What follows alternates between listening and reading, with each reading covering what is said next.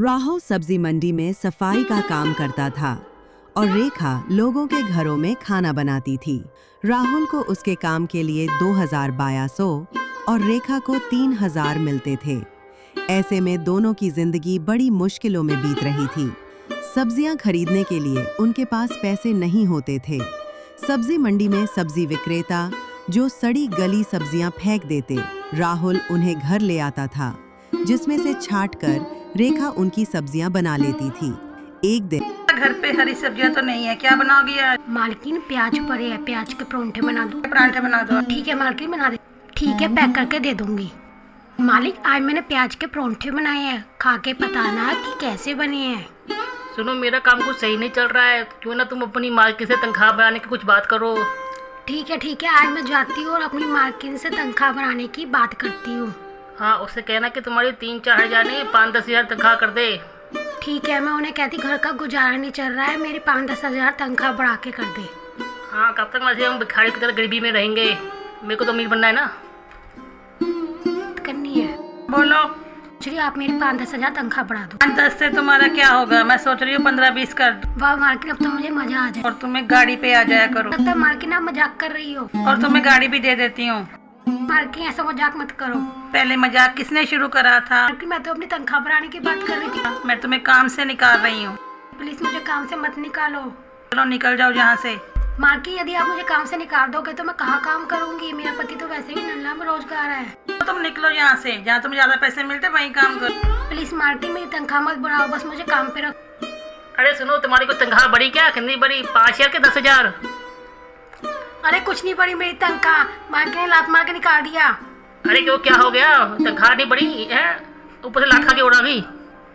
अरे ये सब तुम्हारे चक्कर में हुआ है, तुम भी बहुत लालची हो जाते। 5-10 हज़ार तनख्वाह बढ़ा दो।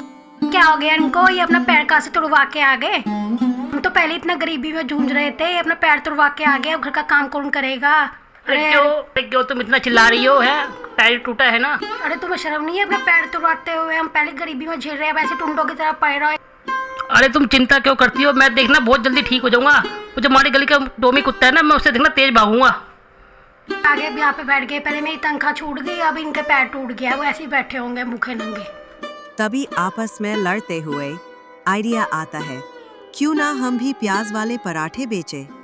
तो रेखा अब रोज पराठे बनाती और उसे बाजार में बेचकर आती। इससे उन्हें कुछ आमदनी होनी शुरू हो गई, तो वो दिनों दिन आमिर होते गए। अब का ढाबा भी शुरू किया और अच्छे से डॉक्टर से अपने पति का इलाज भी कराया। गाजियाबाद शहर के पौश इलाके की खान मार्केट में एक बड़ी सी राज कचौड़ी की दुकान थी, जिसके बाहर एक बोर्ड पर बड़ा सा लिखा हुआ था, राज कचौड़ी वाली। एक दिन उस बड़ी सी दुकान के बाहर एक फटे पुराने मैले कपड़ों में एक औरत बड़ी देर से खड़ी होकर गार्ड से कुछ कह रही थी। क्या आप अपनी मालकिन को बाहर बुला सकते हैं? मुझे उनसे कोई जरूरी बात करनी है। क्या बात करनी है आपने उनसे? आप उन्हें थोड़े समय के लिए बुला लीजिए, मैंने उनसे थोड़ी सी ही बात करनी है। एक काम करो, मैं अपने मैनेजर को बुला लेता हूँ, आप उनसे बात करो। कहिए मैडम, आपको क्या काम है हमारी मालकिन से? आप क्यों बुला रही हैं उन्हें बार बार?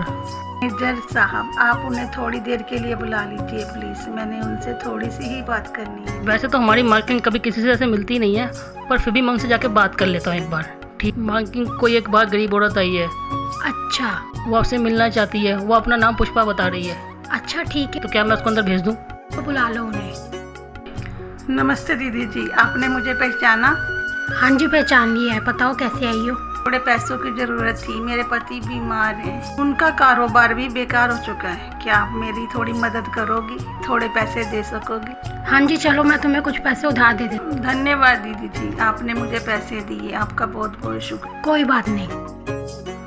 मैडम, हम सबके मन में एक सवाल गूंज रहा है, वो औरत कौन थी और आपने उन्हें पैसे क्यों दे दिए? अच्छा चलो बताती हूँ। जी मैडम, बताइए आप।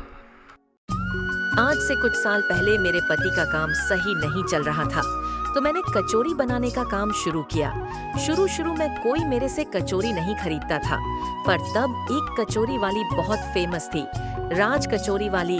उसकी कचौरी लोग बहुत पसंद करते थे। उसके पास हमेशा भीड़ डेच लगी रहती थी। वो बहुत ही स्वादिष्ट कचौरी बनाती थी। दूर दूर से उसके पास लोग खाने आते थे, पर कभी कभी वो लोगों से बुरा बर्ताव भी करती थी। उसी के पास मैंने भी कचौरी बेचनी शुरू की। फिर लोग मेरे पास भी आने लगे और उस राज कचौरी का काम दिनों दिन कम हो गया। तो एक दिन उसकी दुकान पर आग लग जाती है और अचानक से वो दुकान बंद कर जाती है। फिर मेरी दुकान और ज्यादा चल जाती है।